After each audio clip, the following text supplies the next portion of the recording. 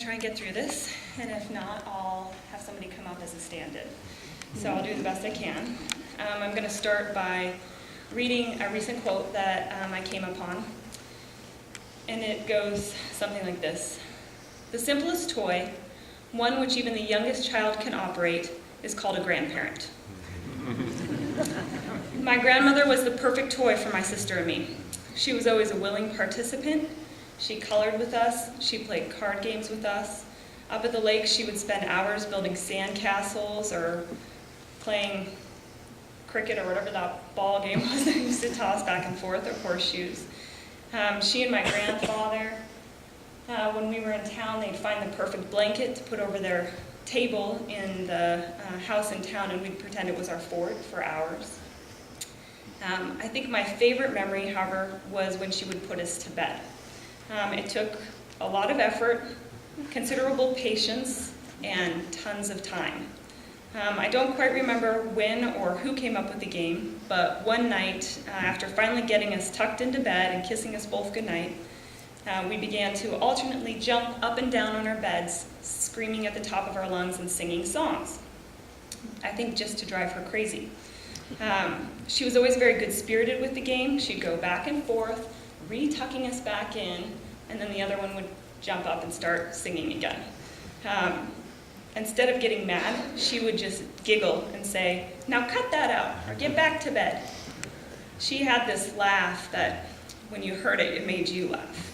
And I think that's one of the reasons we did it.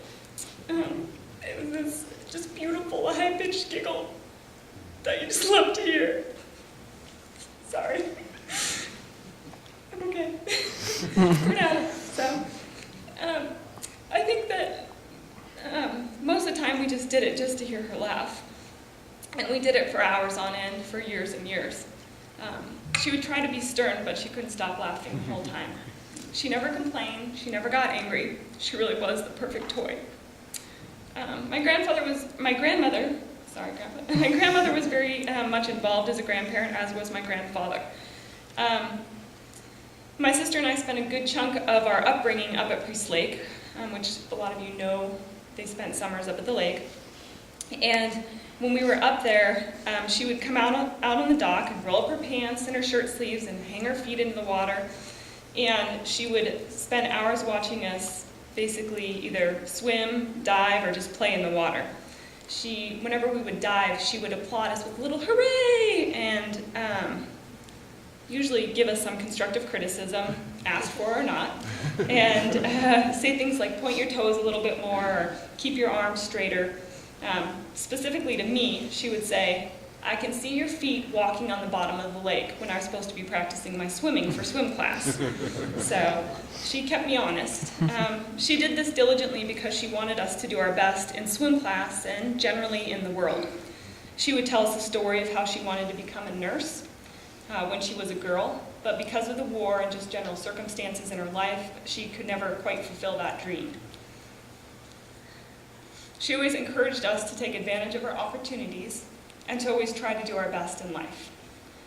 My grandmother often had to play referee between my sister and I when we got into one of our many arguments, and she was willing to discipline us when we deserved it, which was often, even though most of the time she really didn't want to. Occasionally she would call in my grandfather for reinforcements, and when that happened, we knew we were in big trouble. She and my grandfather always came to all those painful school concerts, ballet performances, and sporting events, and actually seemed genuinely glad to be there. They were involved in every aspect of our lives, and we are much the richer for it. My grandmother also loved to garden.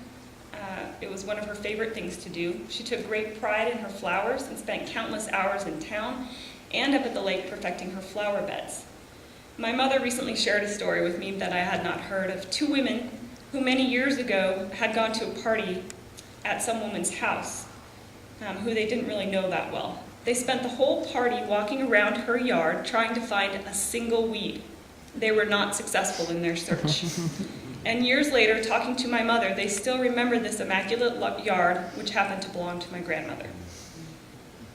My grandmother was also a deeply religious woman, and the sense of community she found in going to church right here for many years was very important to her.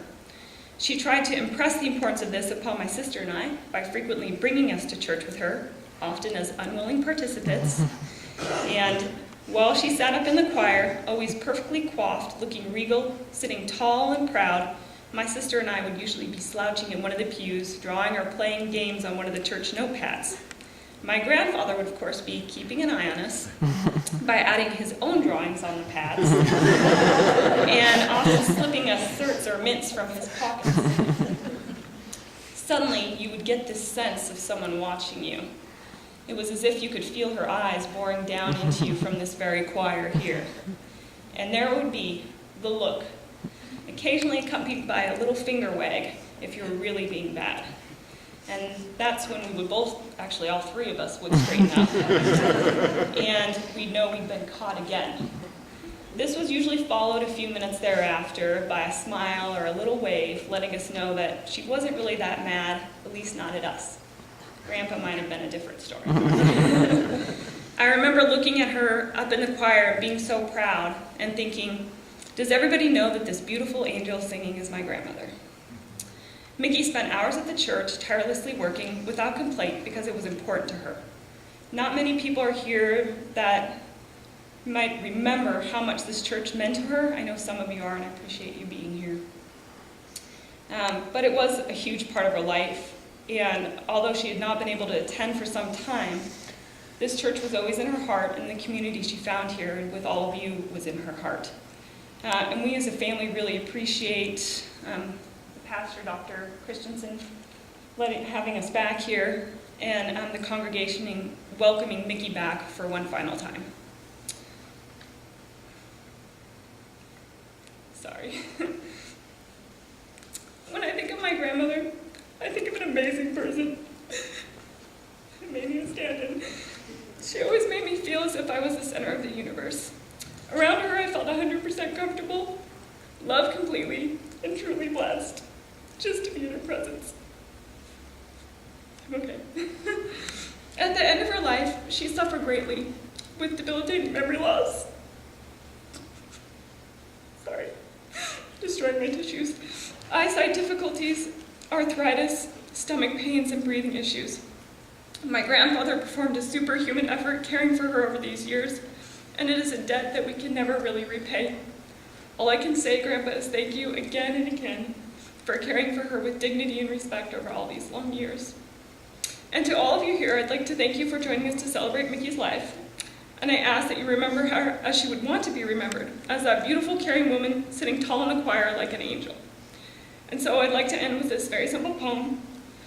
Gone yet not forgotten, although we are apart, your spirit lives within me forever in my heart. I love you, Grandma. And here's my sister, Darcy.